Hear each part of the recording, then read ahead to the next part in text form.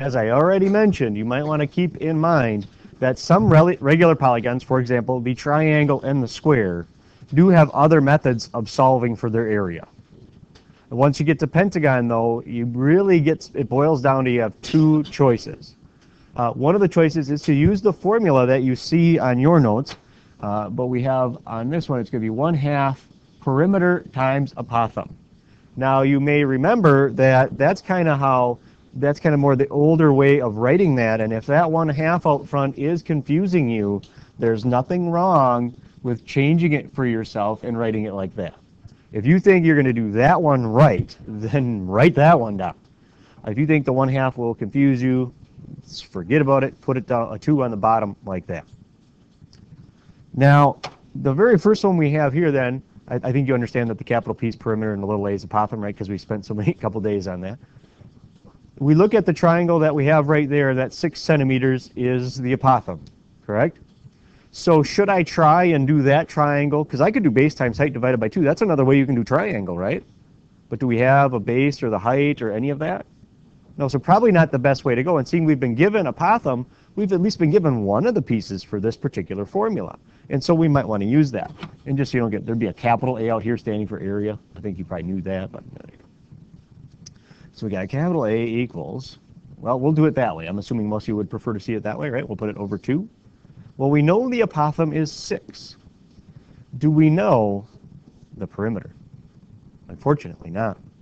Now, we spent a couple days doing this.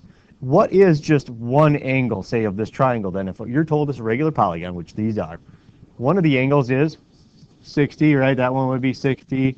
But then this is, what's that called again, this one that does that? The radius, what's it do to that angle? Cuts it in half. So we're looking at a 30, 60, 90. There was a group in one of the other classes that said yesterday when I told you couldn't use your notes, they're like, man, I couldn't remember that 30, 60, 90, and I just use law of sines every time.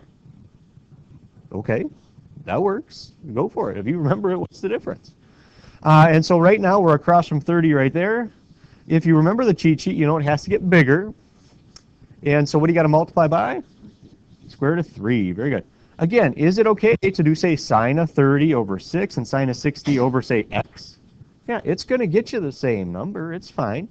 You're getting to the point where you have more tools than you think you do right now. And you can solve these many different ways. So obviously then this is 6 square root of 3.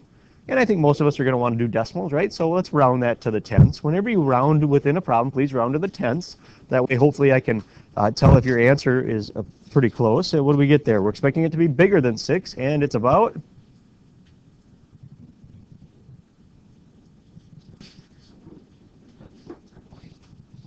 10.4. So is 10.4, of course that would be centimeters, is 10.4 the perimeter? No, 10.4, remember, is just that little segment right there. And again, how many of those little segments are we going to have? We're going to basically, all over, we're going to have 6 of them, right? So you take that 10.4 times 6 and get what, 62.4? So 62.4 is the perimeter. Do you notice how I substituted that information just right into that formula? When I put perimeter where P was, apothem, I put 6 for that, and then divided by 2. I think a lot of times, those of you that are struggling with that 1/2, you're probably better off just multiplying the top and then dividing by 2. Okay, because that's where the half's getting you anyways. And so we'll go approximately, because we are rounding here. And what do we get? 187. Is it 0.1 or 2? Yeah, somewhere in there, right? It's 0.1 or 2 depending on where you round. Now, what's the label? Centimeters squared. And again, I'm going to ask you actually why, and I want to know the real reason, not because it's area. Okay, I took centimeters times centimeters. Where did I take centimeters times centimeters? Yep, right here is centimeters. I didn't write it in there on purpose. That was centimeters. So was this 2 centimeters? No, if it was, you'd be canceling one of the centimeters off. But it's not. It's just a 2. I'm just cutting it in half. Now, I told you there is actually a couple ways. That's one way you can always do a regular polygon. Some people don't like remembering that formula. Okay, if this isn't going to work for you, this is one of those delete key moments. All right. What some people do is they just find the area of this triangle, and they take that area times 6, because there'd be 6 of those little ones all the way throughout the inside. And that's what some people do. So that's up to you. Okay. Any questions on the triangle? Again, we didn't do base times height divided by 2 because we didn't have that. Yes? We took 62.4 times 6 and then divided by 2.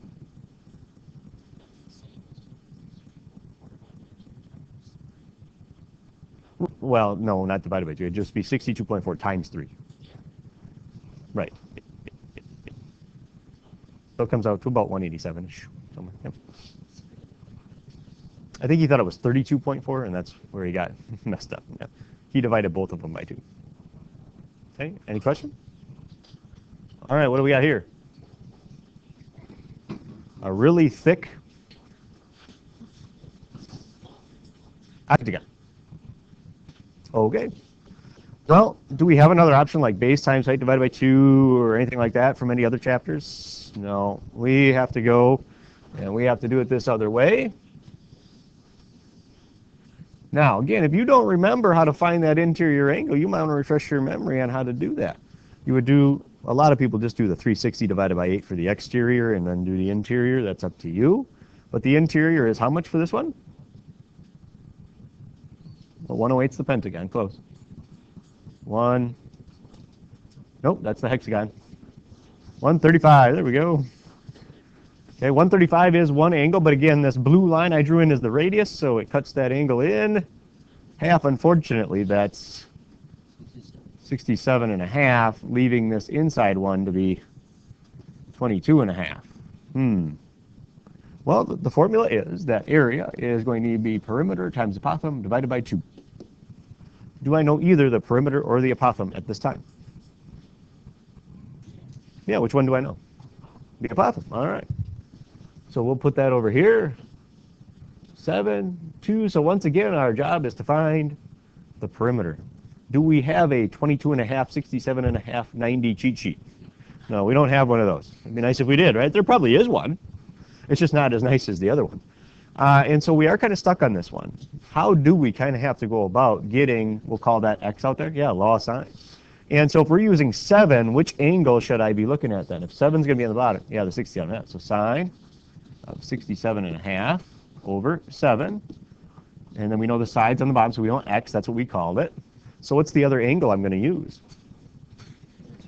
Yep, 22.5, yep. So now make sure your calculator's in degree mode, because some of them may be switched. So 7 sine of 22.5 equals x times sine of 67.5. But you got to get the x by itself. Do we need that arc sine thing we did before on this one? No. We don't want to get sine away from the angle. The angle is 67.5. We're fine with that.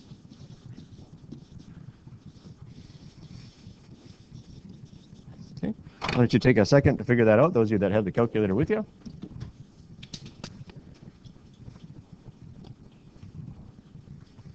And again, if you're going to round within there, which we probably will have to this time, we'll just go ahead and round to the tenths.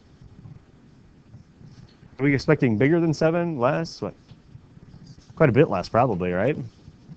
Anybody got x yet? Anybody figured out what that is? Yeah, 2.9. That's what I got.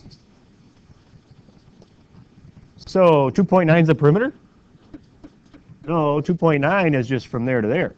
So how many of those little segments are we going to have? How many of these are we going to have going all the way around? We're going to have 16 of those, aren't we? So you got to take 2.9. Well, you could add it 16 times if you wanted to, but that'd take a while, and you might miss one. Why don't you just take 2.9 times the 16 and find out what that perimeter is? 46.4. Yep, that's what I got. So now take 46.4 times 7, get that answer, divide it by 2. Again, I'm trying to avoid that 1/2 problem for some of you.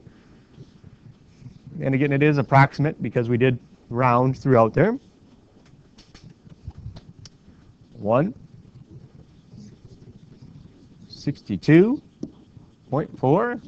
How about the label on this one? Meters squared. Again, it's meters squared because along the way we took meters times meters, and that was right here, meters times meters, so meters squared. So with all that practice we've had with these little triangles in there, it's not that bad. And again, what some people do is they just find the area of this one triangle, And then in this case, they would take it times, once they got that one triangle, just take it times 16. So if you're comfortable with that method, that'll always work too. Okay, you have to decide. Any questions? Not too bad. All right, the formula for the area of a circle. This is the one that people a lot of times do get wrong. Yeah, pi times radius squared. Area is pi r squared. The reason is they get it confused with circumference, which is 2 pi r. Some people view those as the same, not quite. Okay. So 18 centimeters in this particular circle is the diameter. And so if I'm asking you to find the area, you're going to say, well, take pi, because we're following the formula. And then we're going to take the radius, which is 9, right? Because it'd be halfway, that'd be 9. And then what do you have to do to 9, though? Square it. So it all depends on the directions at this point. If they say to give the exact answer, you would take 9 and square it, which is 81. So it'd be 81 pi. And is pi the label? No, pi stands for a number. And so what is the label for this one? Okay, so where exactly did I take centimeters squared this time then? Yeah, basically it was right here, right? I took centimeters and I squared it. Okay, so that's how that worked. Now, if they ask for rounded, well, all you do is you use your pi button on your calculator. So you take 81 times pi on your calculator. I heard 254 from somebody. Let's see. 254.5. And is that still centimeters squared even though I multiplied the pi out? Yeah, it's still centimeters squared. That doesn't change. So you have to read the directions as to how they want that particular problem left. And out of curiosity, why don't we just review this one quick? Circumference would be 2 times pi times the radius of 9. So the exact circumference would be 18 pi, and what's the label on that one? Why just centimeters? Yes, the only centimeters in the problem, the 2 doesn't have a centimeters on it, the pi doesn't have a centimeters on it, just the 9. Or if you were asked to round, it comes out to, what, 56.5, looks like what I've got. And is that still centimeters? Yeah. Okay. So there you go. That's the kind of the difference there. Again, circumference is kind of the perimeter of the circle. Well, area is how much would it cover up.